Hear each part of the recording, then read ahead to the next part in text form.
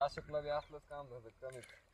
हे पहा उन्हाळी कांदा लागवड चालू आहे आणि इथं पाणी देणे पण लगेच चालू आहे. इकडं बाया कांदा लागवड करतायत. पेरणीतला कांदा आणि लावणीतला कांदा यात बराचसा फरक राहतो. उत्पन्नामध्ये सुद्धा फरक राहतो. त्यामुळं लावून हा कांदा कधीही चांगला असतो. त्यामुळं हे कांदा लागवड सध्या चालू आहे, तुम्ही पाहू शकता. आणि त्याच्या लागवणीनंतर लगेच पाणी देणंही चालू आहे. आणि हे शिवम आहेत IT इंजिनियर. ते सध्या सुट्टीवर असल्यामुळं ते घरच्यांना हातभार लावू शकतात. तुम्ही पाहू शकताय. शिवम इकडे बघा, तुम्ही थोडंसं माहिती द्या, थोडं माहिती. कधी लागवड केली ही?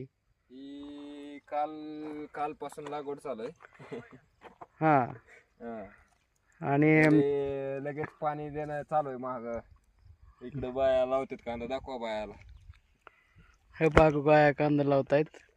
आणि इथं शिवम सोन्ने हे कांदा लागवड झाल्यानंतर लगेच पाणी देत आहेत, जेणेकरून लगेच कांद्याचे जे रोपं आहेत ते चिटकतील आणि चांगल्या प्रकारचा कांदा येईल याची दक्षता घेत आहेत. अपेक्षित किती उत्पन्न आहे शिवम, तुम्ही किती अपेक्षित करताय अजून? ते 150 गोणी किती? 29 गुंठ्यामध्ये 150 ते 250 गोण्या निघू शकते. बरं बरं बरं.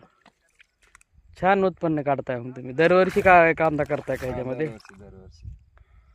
ह्या वर्षी किती एकर टोटल कांदा केलेला आहे तुम्ही? तरी साधारणपणे 4-4.5 एकर भरल. बर बर बर. आणि हे कांद्याचं जे उत्पन्न आहे ते तुम्हाला दरवर्षी परवडतं का? हा, परवडतं. त्याला काय झालं, परवडा. का खर्च आणि उत्पन्न एकच होतंय?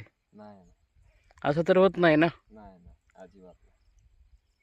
हे पाहू शकता, हा मराठवाड्यामधील कांदा, उन्हाळी कांदा लागवड केली जाते. पावसाळी कांदा जास्त करून केला जात नाही मराठवाड्यामध्ये. आणि उन्हाळी कांदा बघू शकता तुम्ही. ओके, धन्यवाद. आणि हा कधीपर्यंत निघेल कांदा तुमचा? तुमची कधी अपेक्षा आहे? एप्रिल एंडिंग पर्यंत निघून जाईल. एप्रिल एंडिंगपर्यंत? ते मे स्टार्टिंग. एप्रिलपर्यंत हा कांदा निघेल. आणि पुन्हा मग तुम्ही स्टोअर करणार का विकणार हा कांदा? कांदा पावडर बनवणार आणि एक्सपोर्ट करणार. आणि बघा, हा IT इंजिनियर असल्यामुळे हे फायदा घेत आहेत त्याचा. आता पुण्यामध्ये